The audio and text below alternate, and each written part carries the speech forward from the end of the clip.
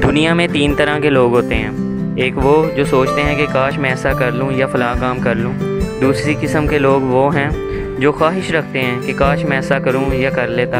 और तीसरी किस्म के लोग बहुत ज़बरदस्त होते हैं। सर, ये वो लोग हैं जो करके दिखाते हैं। करके दिखाने का जज्बा और पैशन बहुत कम लोगों में होता है। स्टडी कहती है कि 20% लोग ऐसे होते हैं जो पैशन से किसी भी काम को कर रहे होते हैं, और जिनमें ये जज्बा होता है ये वो लोग होते हैं जो ज़िंदगी में आगे गए हैं।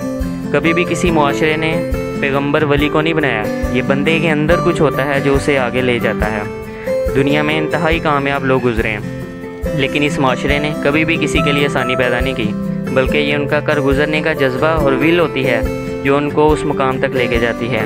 इंसान जब से दुनिया में आया है उसको रुकावटों और मज़ाहमत का सामना है, लेकिन ये इंसान ही साबित करता है कि इन रुकावटों से बड़ी मेरी हिम्मत और रुकावटों से बड़ा मेरा जज्बा है।